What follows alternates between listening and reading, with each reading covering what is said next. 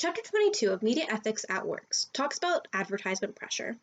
This chapter specifically deals with a situation in which an advertiser threatens to pull funding if a certain story is aired. It talks about how this usually comes up when the story has something negative to say about the advertiser, but that wasn't the case in this instance.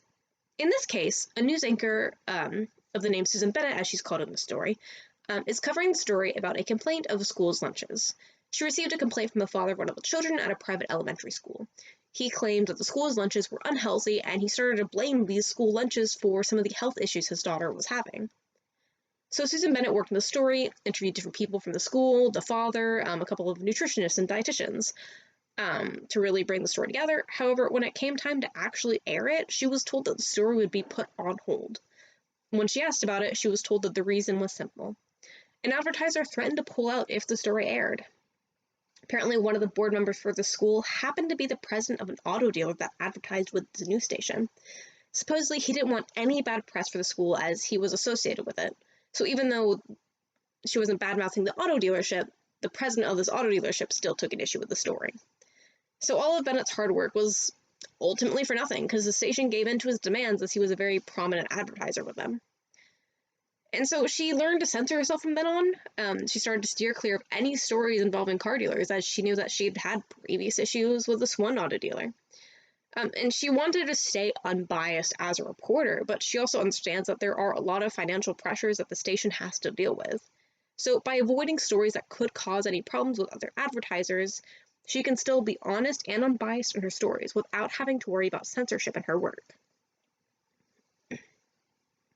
Nathan Harrell proposed a similar hypothetical to look at. He asked me to imagine that I'm working on a negative story about a major local business. However, this business is one of the main advertisement sources for my news station.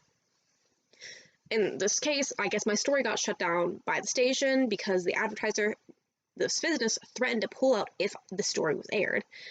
However, later I'm approached about covering a positive incident of the 100,000th customer who got a reward from being the 100,000th customer to continue to, bring positive light to this business. So how would I handle it? I'm asked to consider would I even cover this story knowing that my previous story exposing them was shut down. Personally, I would still cover it. I wouldn't be happy about it, but I think that the two stories are wholly independent of each other. If the situation were different and I was asked to do the same original story but portray the business in a positive light, there would have been an issue. However, there's nothing wrong about telling the story of a customer who won a prize from this business. I don't find anything in this morally or ethically objectionable. It's a happy story about a customer who went in, did their normal business, and shopped around and ended up getting something from it just because they happened to be there at the right time in the right place. On a personal level, I might still be upset that my prior story got shut down, but that wouldn't really affect my performance on this story.